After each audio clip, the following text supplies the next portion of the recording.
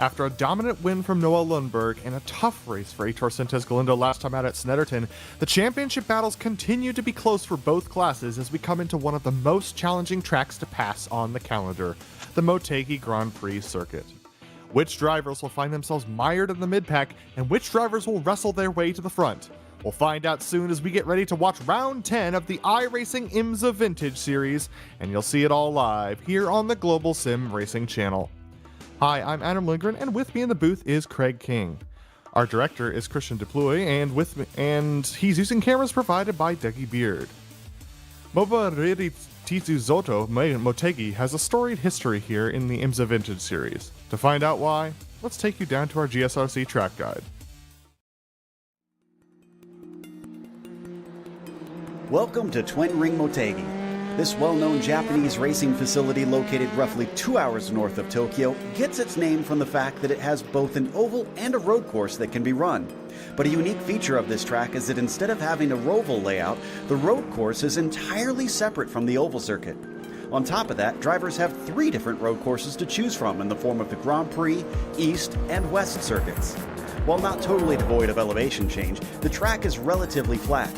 What distinguishes the place the most is the combination of plenty of long straights heading into heavy braking zones. With it being built in 1996, it has most of the qualities you'd expect from a modern road course, including flat curbs, a fair amount of runoff, and multiple pit complexes. Oddly, because of the oval, the track includes night lighting for a portion of the road circuit. Though there isn't much notable about most of the turns, one of the more distinctive corners is the final chicane on the Grand Prix course. Leading out of a tunnel that returns you to the oval infield, it's kinked on entry and it tightens greatly at the second apex. This makes pushing the limits of this corner extremely tough, and it often catches drivers out. Though international series such as IndyCar and MotoGP have held rounds at the track, today it is mainly used for local open wheel and GT series. Still, the one-of-a-kind experience offered to drivers and fans at this circuit is sure to keep people coming back for years to come.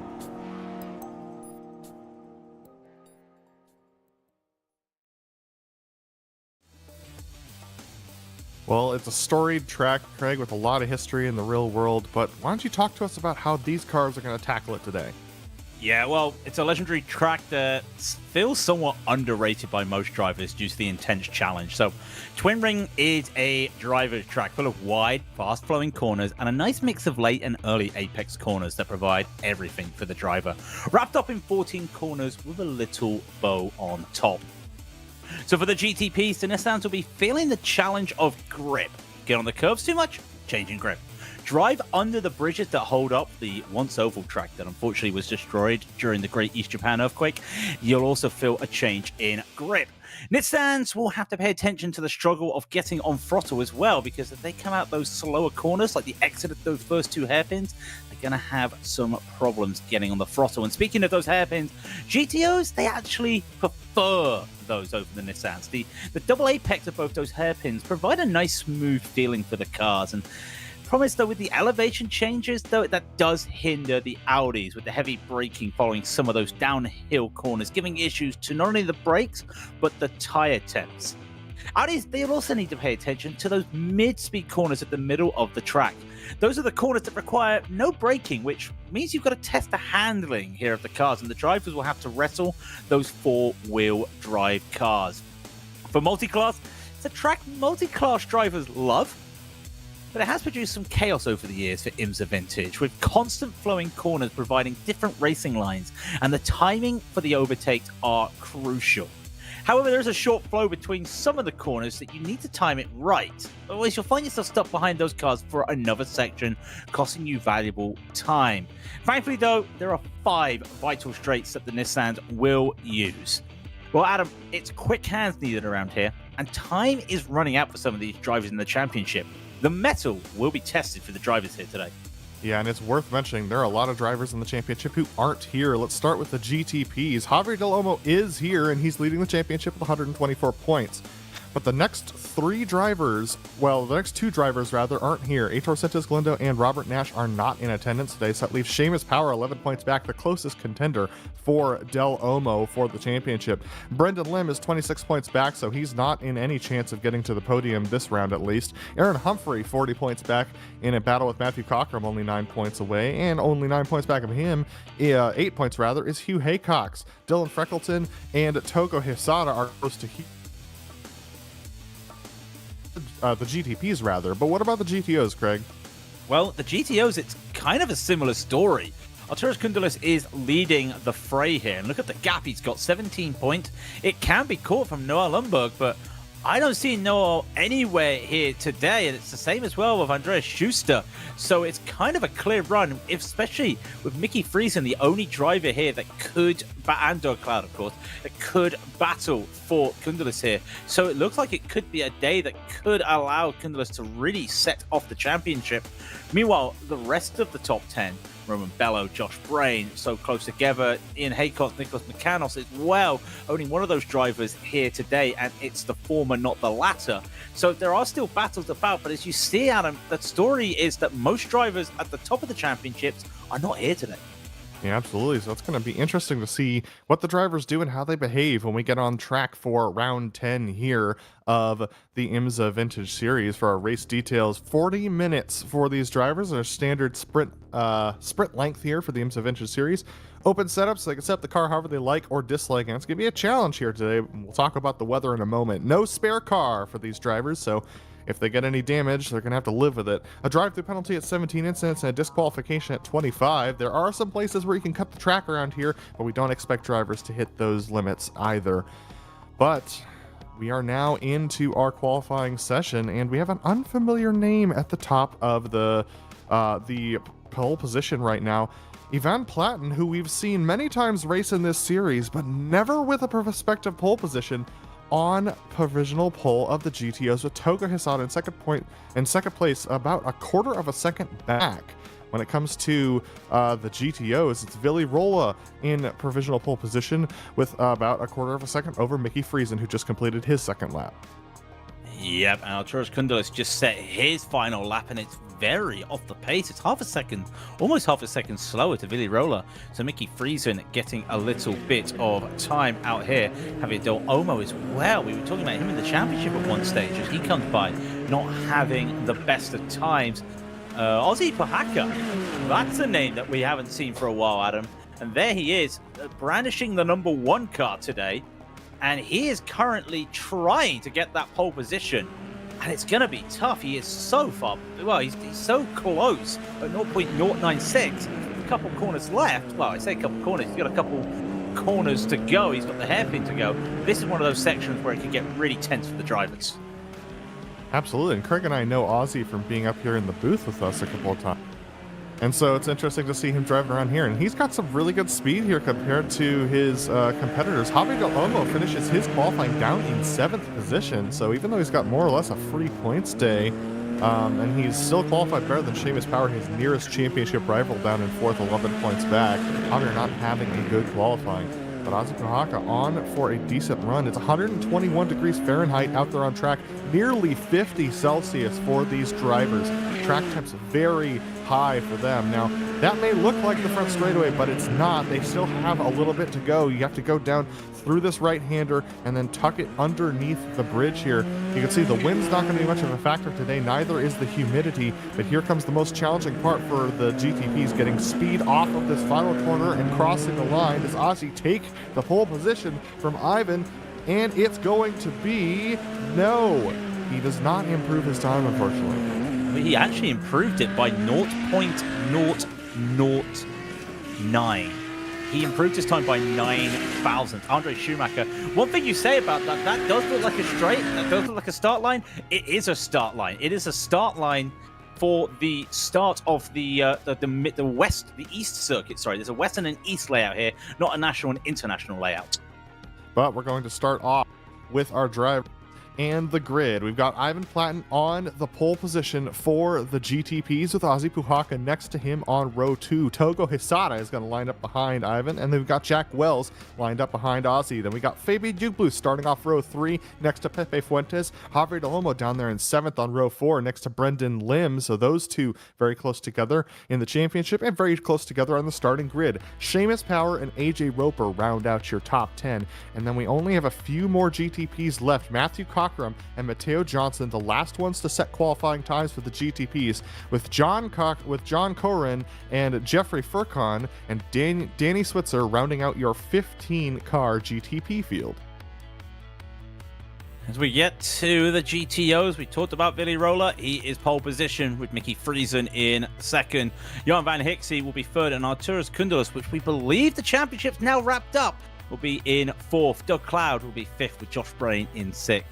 Then it's Andre Schumacher in seventh with Jack David Spickett in eighth.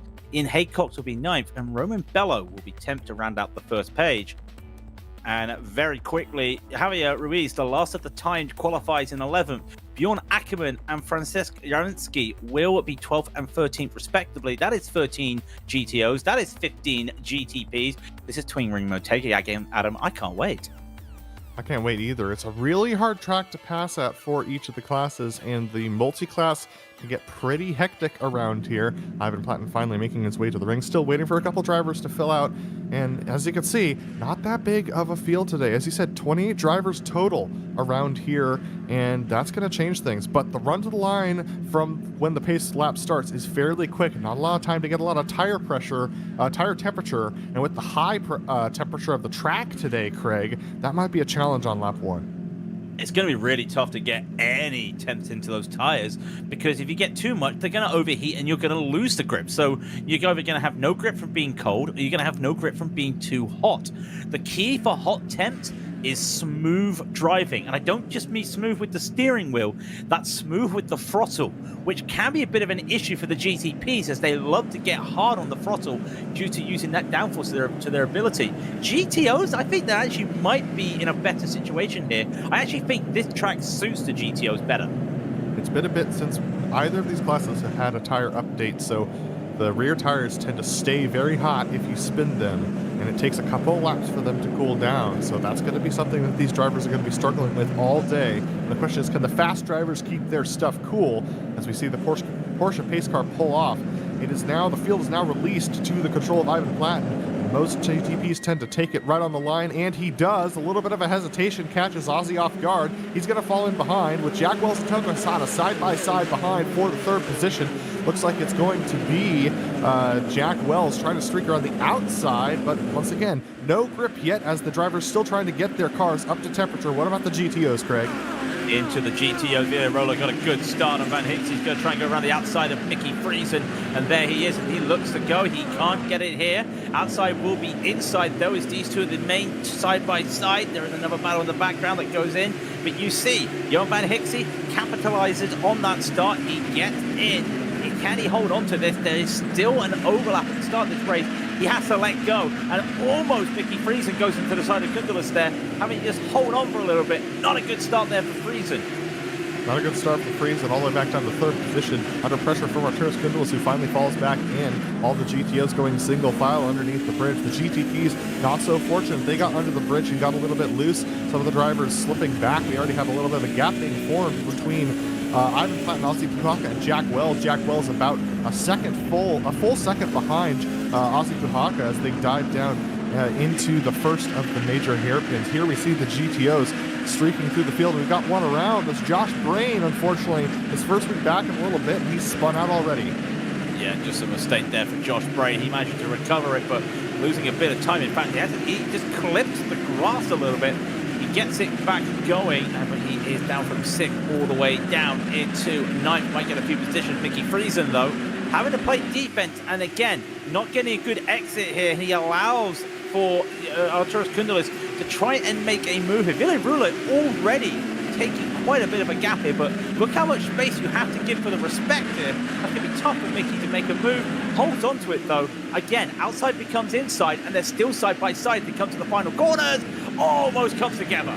That was coming together, the two of them making contact, and a missed shift for Mickey Friesen. He gets pushed off track a little bit there by Jack David Spickett. He's going to get going once again, but that first lap for Friesen is one to forget. He has a lot of work to make up, and we're already through that first lap for both classes now. And it's only been 2.5 minutes into this race so far, and that's since the clock started running, which is when the pace car rolls off. So Fabian Jungbluth right now tucked in behind Pepe Fuentes, and look at this, Seamus Power putting some pressure on Javier Del Olmo, the two closest championship points competitors in first and fourth.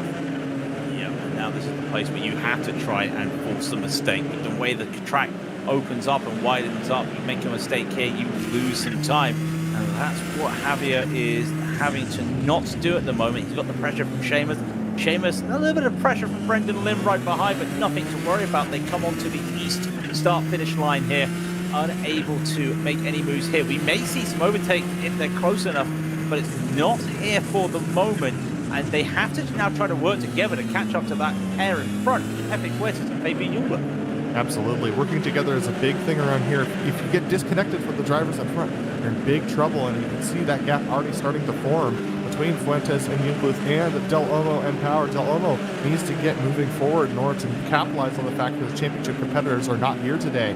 But you can see Fabian Jungbluth putting a little bit of pressure on Pepe Fuentes as we follow Jungbluth putting that pressure on Fuentes. Still, the gap of 1.2 back to Del Olmo. Del Olmo needs to get some work done. He's almost lost the draft.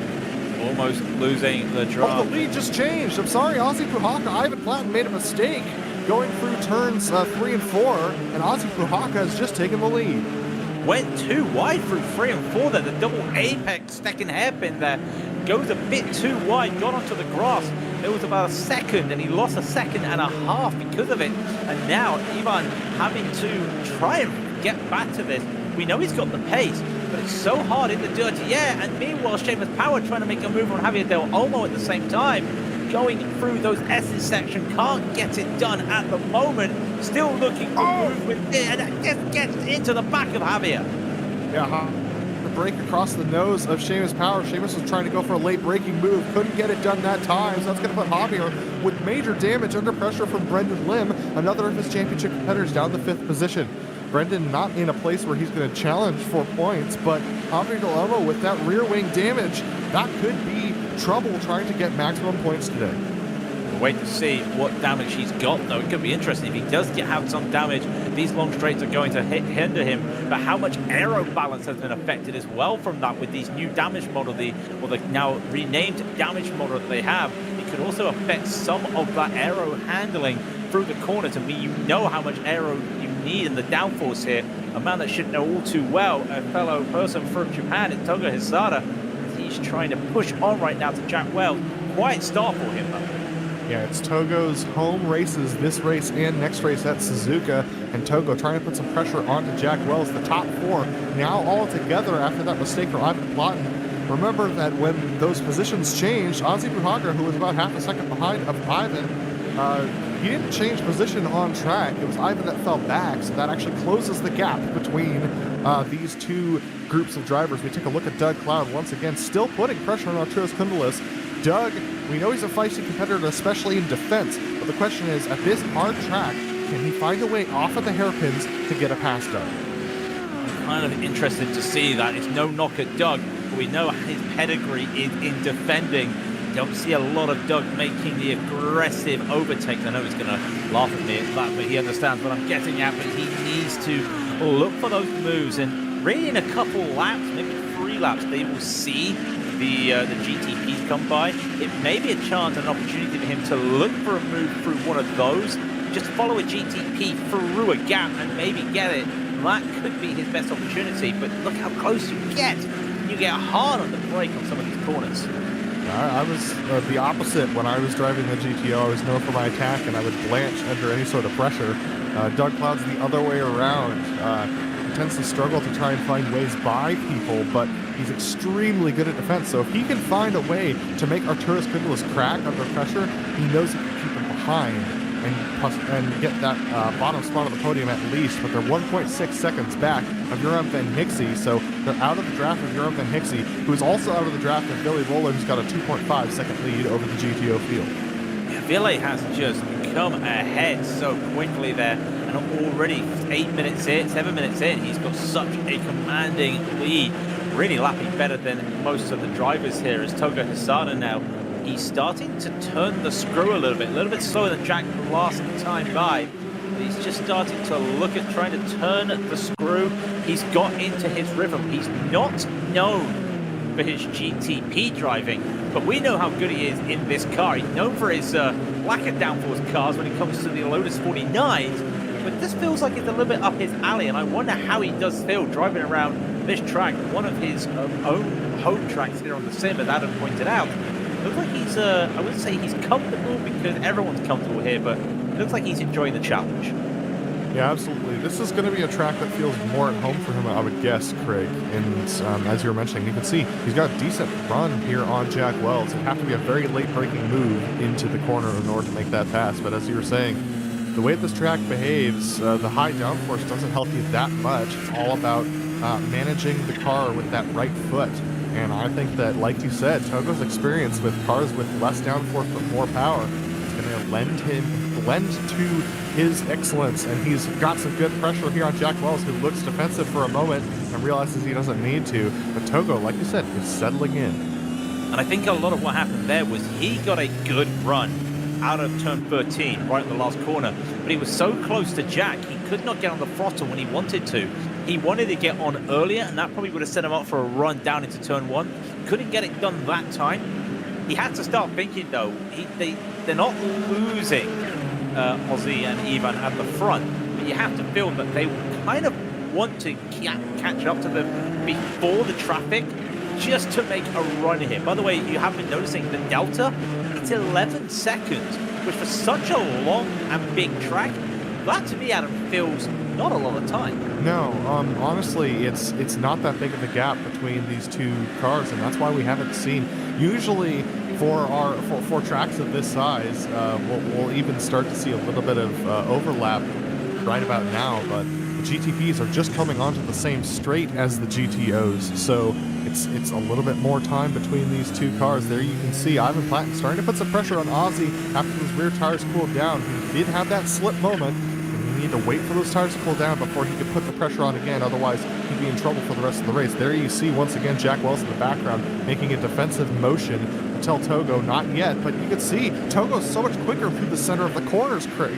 I think Togo's going to have to try and make this move, but the question is, where can he? It's so hard to pass around here.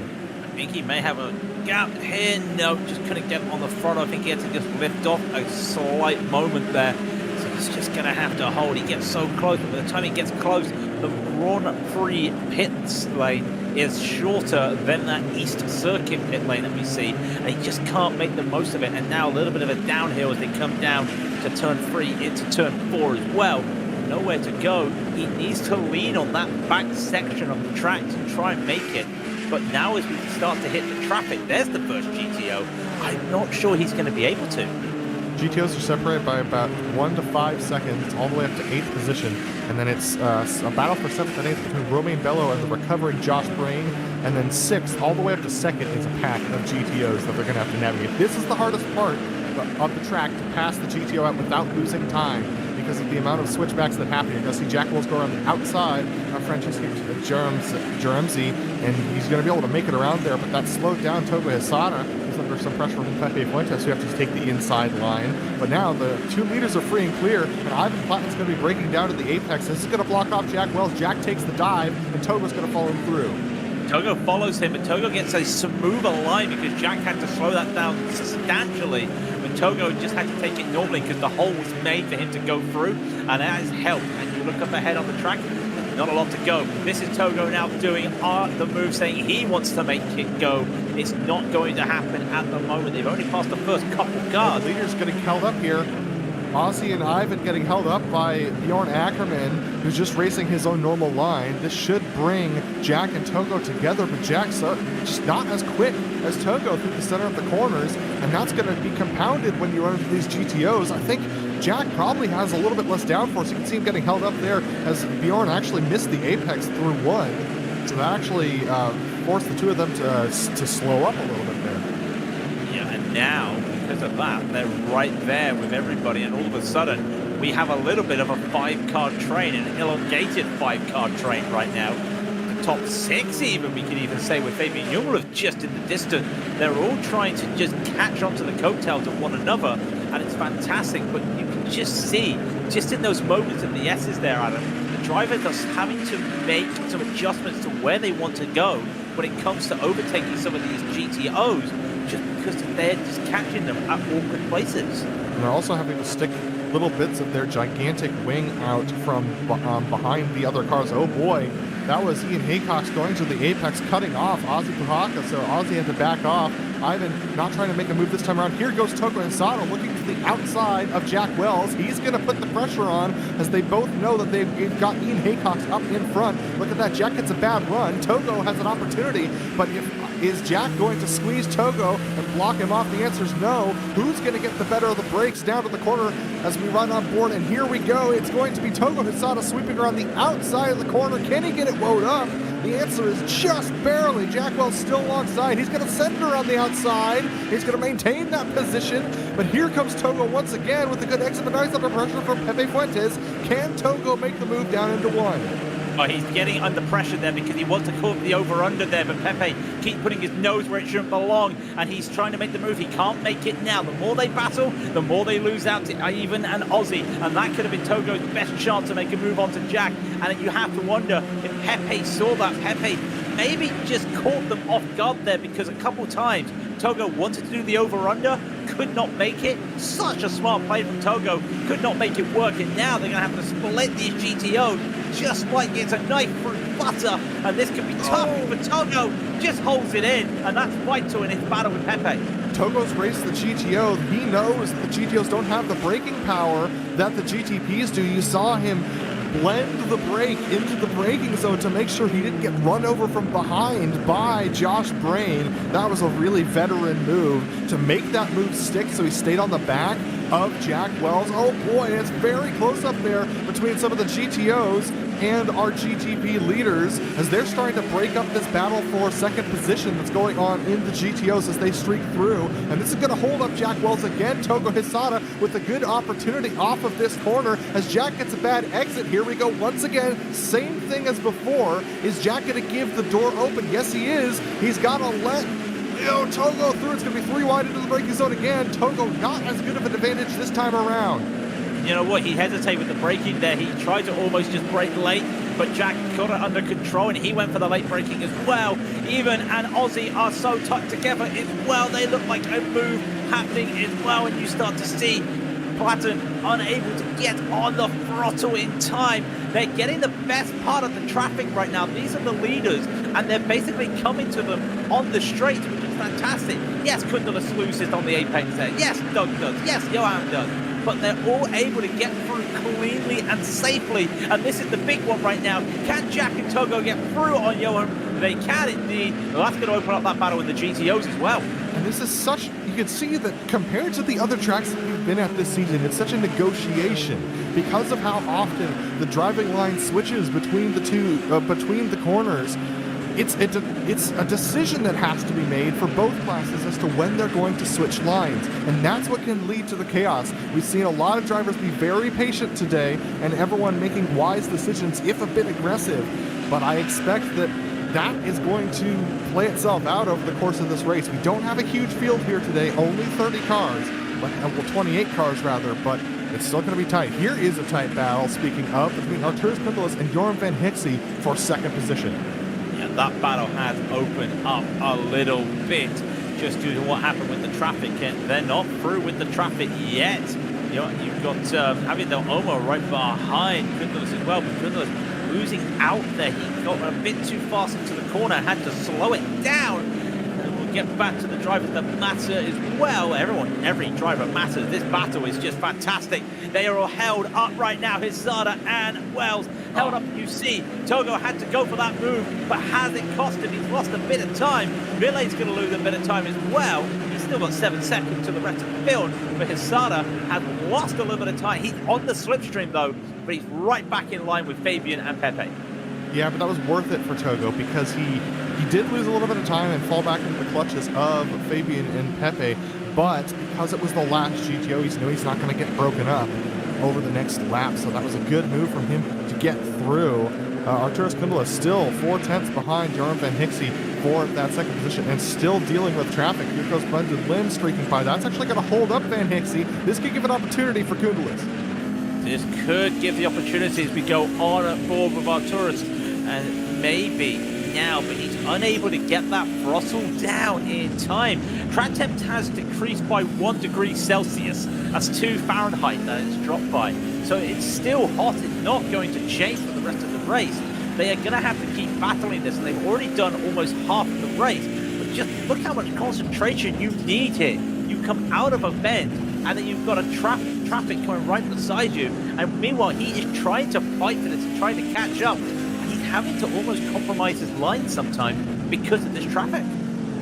For those wondering, it is currently 2:05 p.m. virtual standard time for these drivers, and we're not scheduled to decrease our temperature over the next 22 minutes left in this race. So expect the track temperatures to remain the same, 0% precipitation chance and cloud cover chance for the rest of the race, according to the new weather system as well. Arturas Kundula is still trying to put pressure there onto Jorn Van Hixie. He's got about a second back to Doug Cloud, whose offense has unfortunately fallen off, as now he's under defensive strats from Mickey Friesen behind him. Mickey Friesen trying to recover from what has been not a great run of form over the last couple of races that have led to him falling off of the battle for the championship lead. He was battling with Kundalis a couple of races back. Here we take a look once again at Fabian Jungbluth, trying to put some pressure onto Togo Hisada. Togo still trying to make up for that move that he made on Villarroel that dropped him back to about a second and a half off. And he's losing time now because of it. And I wonder if the tires have overheated a little bit for Hisada as he continues to kind of look for the opportunity, but he's got to be careful behind his Fabian Jungbluth, Pepe Fuertes. They are having their own little battle at this moment, but technically the whole from second to sixth are together in some sort of queue because they're all in the slipstream together. Even Platon just catching up to Aussie as they are not even near the second run of traffic. And that, usually, we talk about the run of traffic being crucial for some overtakes. They're probably only going to get one more go-around traffic at it. It may not be as crucial. This is going to come down to just driver ability more than multi-class ability. Well, I think it's going to be the ability to get through these individual cars. Sometimes it's easier to think in your mind about clearing packs of cars because they're all bunched together and there's a lot of chaos that can happen. But sometimes clearing individual cars, it's all about where you time it. Sometimes you actually have to back off a little bit in parts where you're faster in order to catch a car at the right time so you don't lose time on an exit. But here we see some nice battles going on. This is all for the second position, 8 seconds behind Villarroel. This is Jorn Van Hixie, Arturas Kundalis, Doug Cloud, and Mickey Friesen. But here's the battle for the lead. Ivan Platten has made the mover on the outside on Ozzy Puhaka. Ozzy trying to hold it on the inside, but loses grip, can't do it. Ivan making the move. Where did Ozzy make his mistake? I think there was a little bit of an issue. We'll keep batting. There was an issue on the straight, and yeah, that was it. In fact, it was a slow, it was a slow GTP letting them by. And unfortunately, that just set everything off. And Ozzy, does he have damage because of that? Because he's losing time now to Jack Wells. I would not be surprised if he does have damage. He doesn't. But now he was in a battle to keep the lead. He's in a battle now to keep P2. Jack's got the outside. The outside becomes the inside. And this could be Jack's victory here. They're trying to go around. He holds on to it as much as he can. He's going to have to take the runway. Yeah, unfortunately, Ozzy Puhaka turning in just a little bit on Jack Wells. He's not going to lose that much time, to be honest with you. He'll still be in this battle, but he'll have some hot tires that he'll have to work out, so he'll likely fall behind Pepe Fuentes. But they've got to be careful here. Ivan Platten is at 1.1 seconds. At 1.5 seconds, you lose the entirety of the draft. At 1.2, you lose the majority of the draft. So Jack Wells and Togo Hisada have got a push right now, and we know how Jack is not quick through the corners. Mateo Johnson's had a problem in the back of the field as well. He's now taken a tow. It looks like he had some trouble underneath the first bridge. So he now taking a tow back to the back of the field as we continue watching this battle for the lead of the GTPs. Yeah, had a problem under the bridge, like we said, just catching a bit of the cold tires, the cold tarmac, and that could cause it. These two, they will battle, but will they battle and cost themselves time here? It feels like there's only one driver who's able to battle with Platon today, and it is Ozzy, and unfortunately that mistake, not on his own fault, has cost him some time. now you have to look. Bjorn Ackerman is also in the pit for the GTOs. He's had a moment. Sada is battling. You have to feel, though, that gap is starting to stretch out there at the front. This may just be a battle for P2. I don't think the lead is going to change hands, knock on wood, unless there is an issue. Yeah, Togo's got to get this move done, Craig. He's been held up by Jack for so long in these slower corners. He's got to focus on getting a good exit and making this pass. He's got to put some pressure on Jack. I think he might have to get his elbows out a little bit to get this move done because Ivan Platten's running away, and if Togo wants the win today, he's going to have to do it soon. Mickey Friesen, though, really putting the pressure on Doug Cloud here. Look at that good exit, but he's got a GTP, a slow GTP. This might be 3 wide in the next corner. It could be 3 wide. I don't think it's going to be 3 wide. Mickey's going to try and do this around the outside. It's not going to work. He's still got a little bit of the overlap, but the outside stays outside. It's a double apex. He's not going to be able to do it. And how much time has he lost because of that? Probably not a lot of time, but there's not a lot of opportunity to make moves. I can confirm, talking about the GTOs, Bjorn Ackerman, unfortunately, engine went bye-bye, coming down to break the turn 11. Once again, take a look at Togo Sada. He's got to get a good exit here, but unfortunately, it just looks like he struggles to get the car to rotate at the entry of the corner, and so he can't get the rotation through the center to get the speed off. Where Togo is strong is through the center of the corner, but it seems like his entries are really struggling now that the tires have gotten as hot as they have, and so he can't get the speed through the center of the corner to have the overlap on Jack on exit. So Togo Hisada trying to put pressure on Jack Wells. Fortunately, Jack seems to be doing a good job of staying attached to Ivan Platten still within about a second of Ivan, so Jack's not letting Ivan run away with it. There's still hope yet for all of the top 5 in the GTPs to put the screws to our leader. They're about to catch up to the first of the remaining GTOs, Javier Ruiz, and that's going to be on the exit of the S's. And that's actually kind of important being here, because what does that do for the traffic? Because on the exit, you should be able to make a move, but you've still got to make the hesitate, because look how much the line is. And I did see Platon had to have a little bit of a hesitation moment there. GTO tried to keep themselves out, and maybe just by that, going a bit too far at that, saved Jack a bit of time. But now, the corner, that's important. I saw a quick adjustment there for Hisada. He's not going to get on the throttle. I don't know if you picked that up, Adam. Just in the corner, I saw the nose just twitch to the left. Looked like Hisada had to do an adjustment mid-corner. Absolutely, but here comes Asuka Haka looking to the inside of Fabian Ingluth. He thinks better of it. That would have been a very late move, and still with 15 minutes to go, it's not time to take those kinds of... Mickey Friesen and Doug Cloud nose to tails. They go into the first bridge as well, so multiple battles going on in multiple classes right now. So everyone's trying to figure out where they land. Mickey Friesen, though, wow, that was a big drift moment. That's going to lose them some time and some tire temp.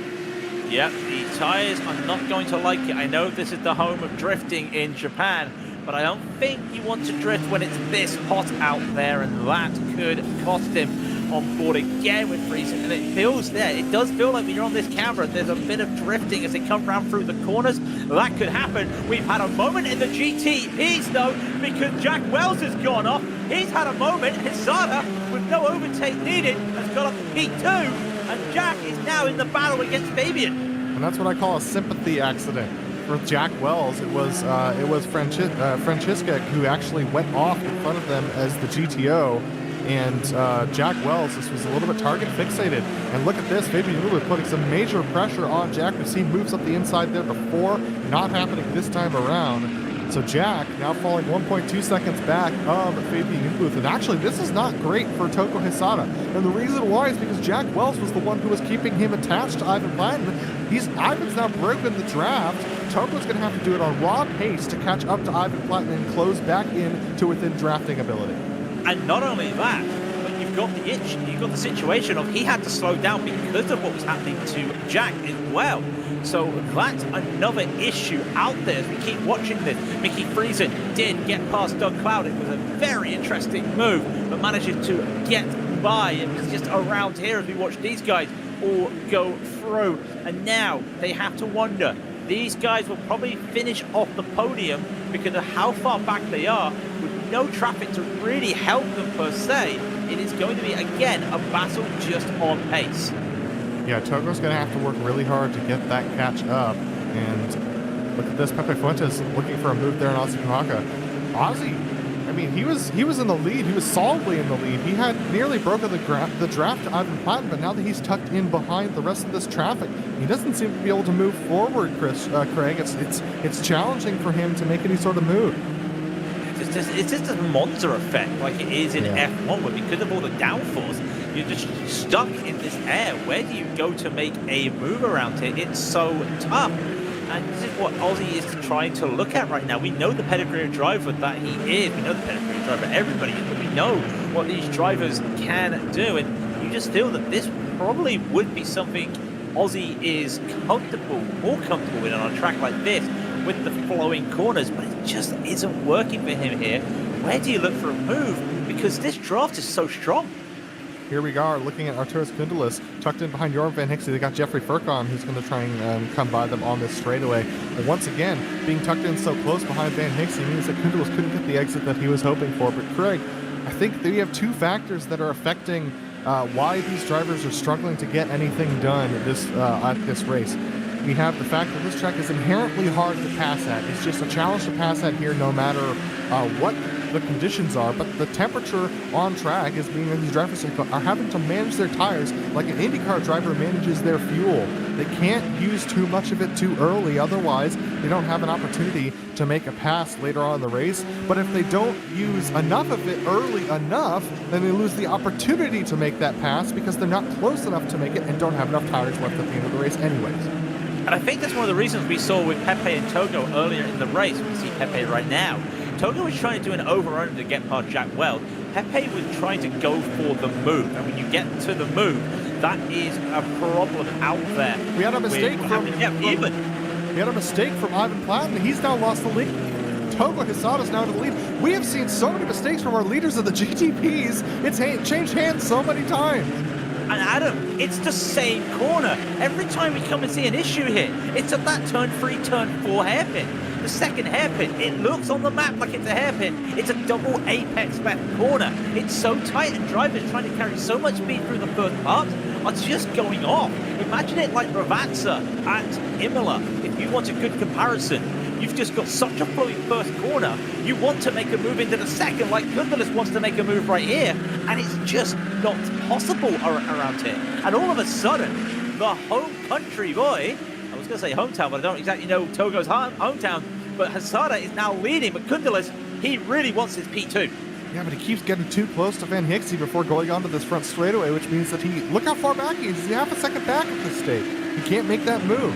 But man, Craig, this has opened the door up in the GTPs. It's now once again the top 6 all battling for that lead position. That being said, there's a gap between Ozzy and Jack Wells that's opened up because of the mistake that Fabian Newbluth made through the 3 and 4 hairpin, the double apex left-hander.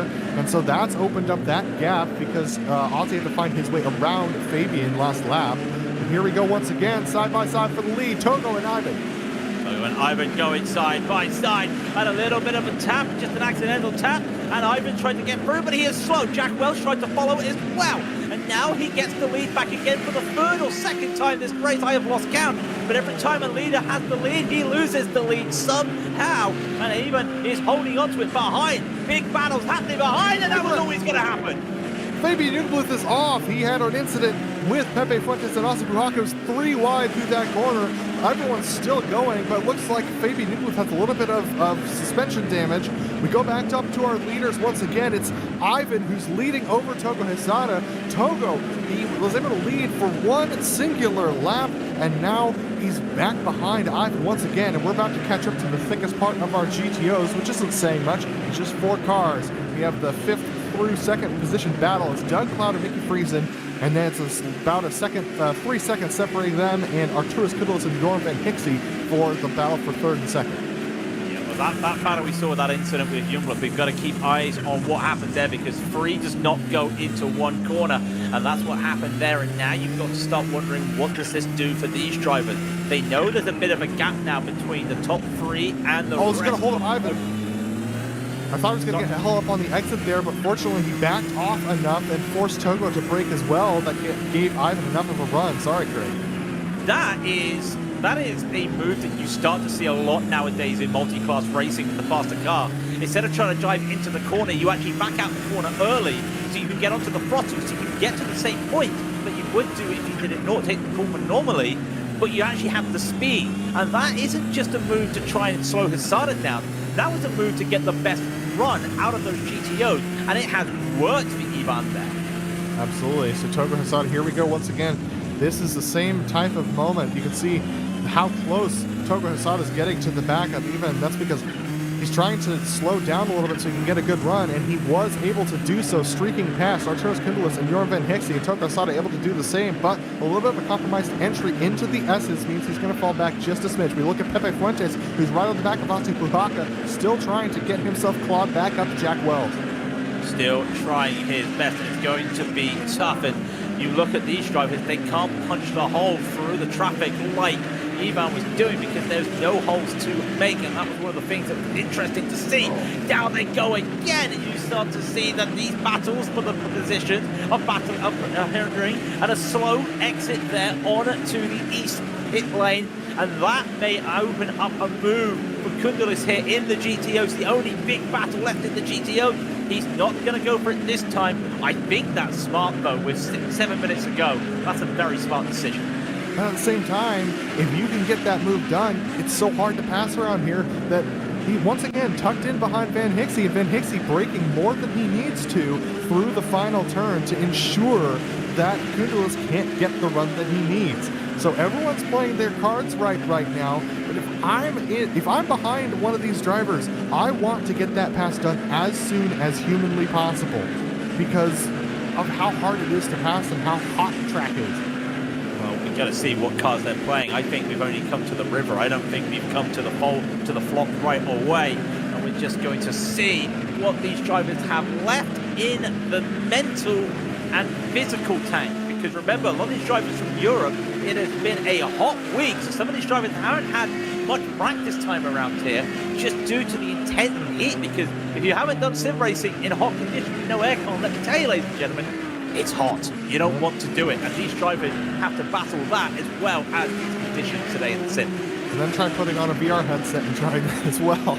So you take a look at Arturas Kundelis still trying to catch up to the back of Jorn Van Hixie and get that move done. You can see just how much faster he is through the center of the corners, but it's the exits where Van Hixie is getting him the most pressure. I can report that Ivan Platten has pulled out about a half-second gap over Togo Hesada. Togo has been able to claw to the back of him over the course of the last couple of laps and stay attached under braking and through the centers of the corner. But once again, it's the exits. But look at this. A little bit of a wide exit there for Van Hixie. It's still a little bit of overspeed. I don't think Kundelis is going to have enough of a run, but will he try it this time? 5 minutes to go. He thought about it. You can see him think about it. You just saw that car just point to the right a little bit there. It looked like he was thinking. Maybe he also thought, was there an opportunity that Brendan behind, was going to go for a little move there. It turned out not to be, and now they wait. And there is two cars that near the end of this race, these two may hit. I'm not talking about the lap GTPs. I'm talking about the lap GTOs. These two may have a little kink left in this battle, but the gap keeps closing. All Togo's got to do is just drive smooth and smart, and I think if he just relaxes a little bit, he may look for a move here. He's on pace right now with Plato. Absolutely. He won in the 49s today at Daytona.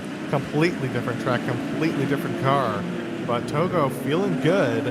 He's got some serious pressure from Ivan Platten right now. Platten doing a great job of trying to just hold off Togo Hesada. It's all about the exits here at Motegi, and Ivan's doing exactly what he needs right now.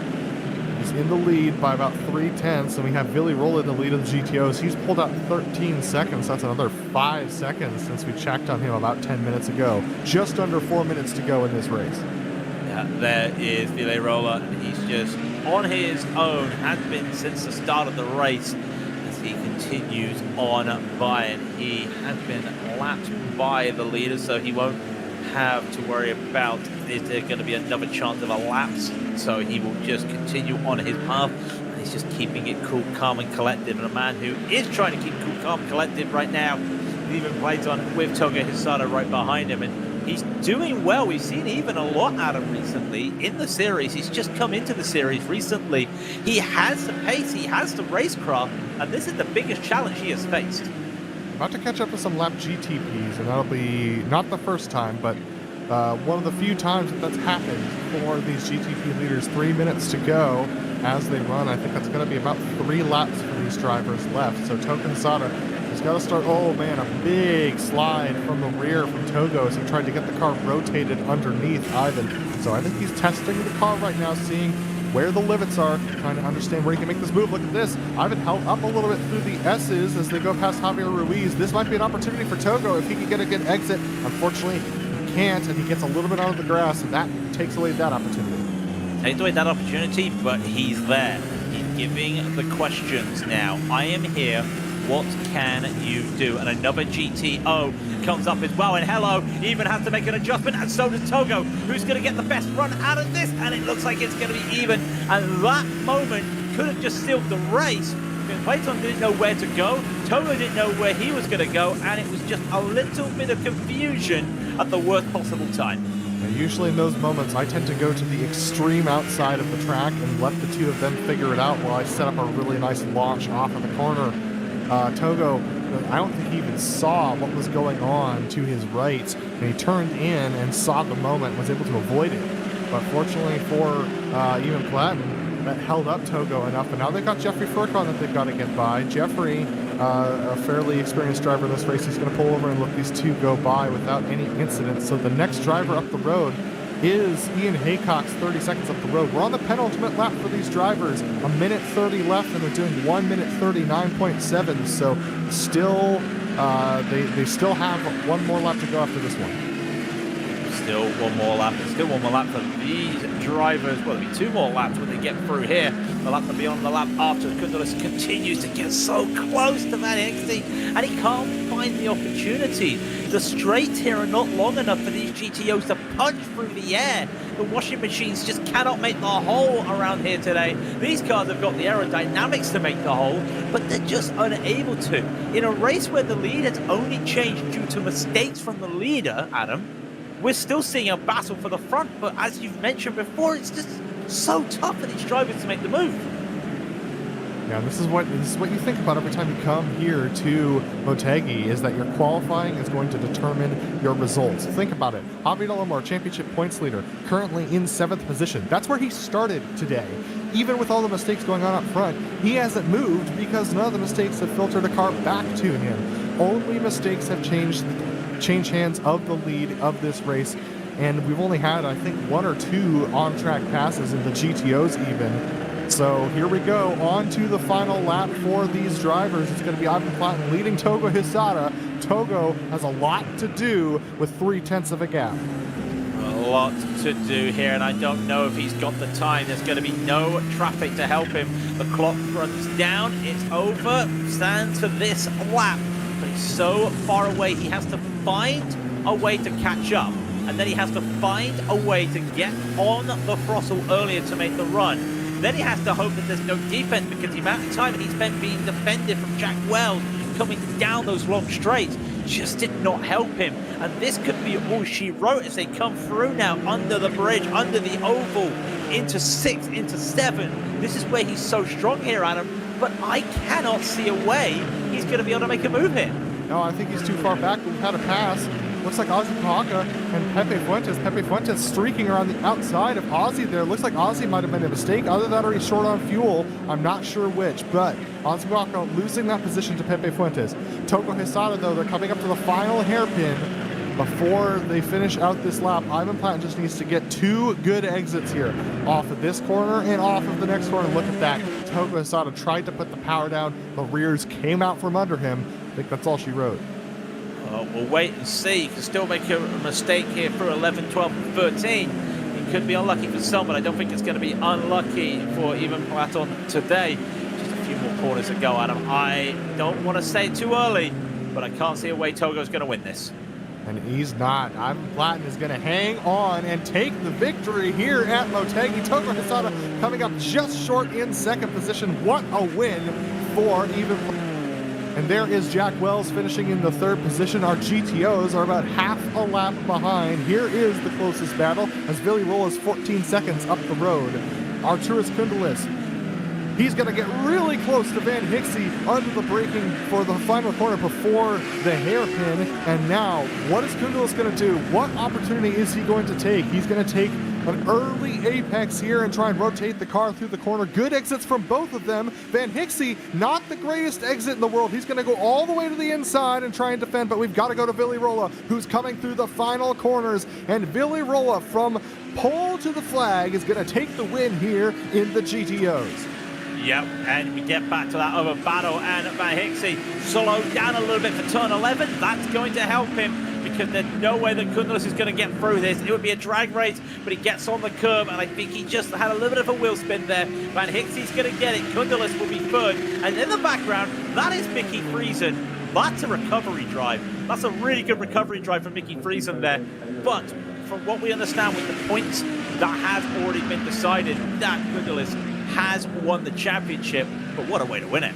Josh Brain forced a mistake out of Romain Bello last lap to move himself up into the 7th position. Romain Bello's going to finish in 8th, and they're going to finish just behind Jack David Spickett. So, unfortunately, the recovery drive for Josh Brain not really happening, but that's going to take us to the results of this race. Ivan Platten, from pole to the flag as well, takes the win here in the GTPs, but that does not tell the story of the race. We had so many lead changes with Toko Hisada, Jack Wells, Pepe Fuentes, Ozzy Puhaka. Pepe never made it to the lead, but Ozzy lost it, unfortunately, about 4th of the way through the race. Fabian Jungbluth also never got up there to the lead of the race, but finishes down in the 6th position. Javier Del Olmo started in 7th, finished in 7th. A tough track to pass at for him. Brendan Lim also started in 8th and finished in 8th, with Seamus Power down in the 9th position as well. AJ Roper rounds out your top 10, and then we have Matthew Cockrum, the last driver on the lead lap, and Jeffrey Furcon, the last driver to finish without incident. Then Mateo Johnson, Danny Switzer, and John Corin had bad days. Into the GTOs we go with Ville Roller from pole to flag, winning by a dominant fashion with Van Hixie just holding off with Arturas Kundalis there at the final line. Mickey Friesen lost a bunch of positions and managed to gain some back, but was net -2 for the day in 4th. Doug Cloud being net even at 5th. Jack David Spickett made up 2 to be 6th, and Josh Brain is in 7th, with Roman Bello making 2 up in 8th, with Ian Haycock staying at 9th. And then Francesc Jerensky making up 3 positions to finish 10th, albeit a lap down. And then the final 3 drivers, Javier Ruiz, he finished 11 laps down. 1 lap down, sorry. Bjorn Ackerman that finished 11 laps down. He had a blown engine. And Anders Schumacher also had an issue earlier in the race. He will finish last in 13th position. Well, Craig, it was a very interesting race as far as drivers trying to find ways around other drivers, but to be honest, this race played out more or less like I thought it would at the beginning, with the lack of ability to pass. And it's a shame, because this is the track where a lot of the multi-class drivers, and I keep going back to it, a lot of the multi-class drivers in other series are on iRacing, they love this track just for that ability to just make moves. And the thing is, that just shows why, because if you have this in an endurance standing, this is fantastic for racing, but you put it into 40 minutes here, you only had the traffic twice.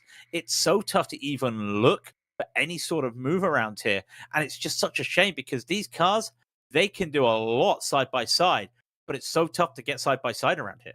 Yeah, the strategy that plays out at this track with endurance racing is when do you take a pit stop, because that's going to stick you behind other cars? How do you make passes around a full field around here when you're dealing with traffic all the time? But with 40 minutes, there's just not enough time for those kinds of situations to develop, and these drivers just struggling to make the passes today, struggling to get good exits. And that's the challenge, is that the corners are so long and they're so slow that it's hard to get speed difference to the driver up ahead to get any sort of exit speed going. But we do have Ozzy Puhaka, who's going to talk to us. Our 5th place driver in the GTP is going to be joining us here for an interview in a moment. And he had a struggle of a day today after that moment that happened with the slow GTP. But Ozzy, not the day you were hoping for, especially when you're up there leading by nearly a second and a half. Yeah, I'm taking it easy too. but I guess, I mean, advice, and I don't want to sound like an elitist here, but this is gonna be content anyway. If you're role-playing a dentist, and you're 10 seconds off the pace, or 5 seconds off the pace, or 10 seconds with a damaged car, the correct way to let the leaders by is on a straight line, not braking at the exit of a single line corner. Well, I think all of us can agree on that one. And Ozzy, I know that it's just once that moment happened, it seemed like you were really struggling in the dirty air of the drivers ahead of you. This track is hard to pass at, but what do you think was the challenge with trying to make those passes today? Lack of driving, honestly, and lack of experience trying to find a good pass. But honestly, it's a hard track to pass, but it's not impossible in. It's just hard to get a good enough run, and I wasn't confident with the front end of the car either. I was kind of trying to play with the brake balance to make the rear tires last. You know, it's always fiddling, because even if you move one click forward in the brake balance, as I get my English in order, the braking distance becomes so much longer. It instantly becomes like 5 meters longer, or even 10 meters longer, to get the car properly slowed down in the corner.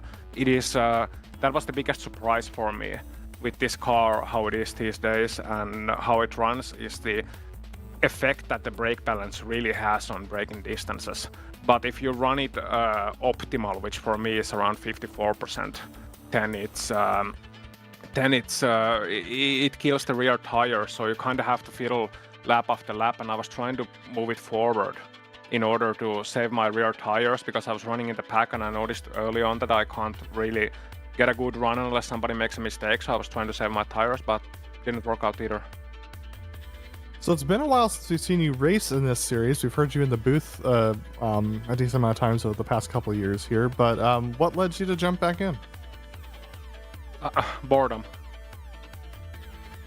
Well, that makes sense. But I mean, it was awesome to see you running at the front today and duking it out with Ivan up there. Next week we head over to Suzuka. As you said, boredom was the reason why you're here, so will we see you there? And if so, what are your thoughts about continuing this Japanese tour? Well, I would love to continue. Suzuka is a lovely track, but sadly next weekend I'll be broadcasting the Finnish Karting Championship in Tampere, Finland. So I'll be away all weekend and can't do two things, sadly, at the same time. So, you know, gender issues, I guess. Well, that sounds like a great reason to miss the race. But Ozzy, we know it wasn't the day that you were hoping for, but still a top 5 here. Is there anyone you want to thank before we let you go? Well, a lot of the Audi drivers, really, they were doing a good job of, you know, sticking to their racing line, really, you know, not moving about, instead letting us do the moves in the GTPs. And Togo for a fun chat before the race. I mean, it's a fun series, so thanks to all the drivers, especially Ian Haycox, for organizing the VCR. And also go to imprimo.fi for print products. Well, Ozzy, thanks for joining us today, and congrats on your top 5 finish. That was Ozzy Puhaka, who finished in 5th position, and we've got Togo Hisada, who's going to be joining us here. Togo finishing in 2nd position today, just couldn't quite get that pass done on Ivan Platten. He's with Craig. Yep, I'm with Togo, and it is in the morning in Japan, so I get to say hi, Asamas, Togo, and that looked like a fun race for you. Tough. Did you think you had a chance to make an overtake on Even there? Nope. No, just waiting for his mistaking and the traffic. Just race pace is a little bit slightly faster than he's slightly faster than me, so just take a pressure. Yeah, just do that, and have no chance to make a move, I think. Yeah, we saw drivers make pressure and mistakes all day around here, but this is the track that is hard to make overtakes, but it seems like you enjoy it. I don't know what this track is like, how popular it is in Japan, but is this a track you feel comfortable on? Yeah, yes. Yeah, personally, I don't like this track, but this is the kind of Japanese track. So as a Japanese, many league racing or horse sessions held at this track. So the experience is very high, So it just helps me a lot. Yeah, today. Yeah. But for those, I just need to point this out just in general. When you come to a Japanese track, they have some real nice names for corners. First corner, Casio Triangle, 130R, 200R. Twin Ring Motegi for the audience, turn 1, turn 2, turn 3. It is not a conventional Japanese track. But I talked about 130R. Togo, Suzuka next week. Yes. Are you looking forward to that? You sound excited for it. Of course. Suzuka is my home track. Actually, I'm living near the Suzuka and Mie Prefecture. So I love this track. I have I have experience at the track. So I'm prepared. Hope to take a second win and this race next week. Well, we would love to see that. We can't wait to see you at Suzuka. I always love seeing you drive the hell out of these GTPs. Before we let you go, I know it's late in the night. Is there anybody you want to say hello to before we let you go? IMSA Vintage Camel GT community and the GSRC broadcasting team. Thank you. Well, thank you. Arigato gozaimasu, Togo. We will see you next week. Thank you very much. Togo Hisada, who got P2 today in the GTPs, Adam. And that's going to do us for today. We want to give a big thank you to our team here, Craig, Christian, and Dougie. Make sure to check out our social media, website, and merchandise store. And don't forget to subscribe to our YouTube channel as well, so you don't miss a moment here on GSRC. Next race, as we said, the Japanese Sprint continues. It's Suzuka on August 24th at 1 p.m. Eastern Time. And be sure to check out our other broadcasts that are also listed here on your screen.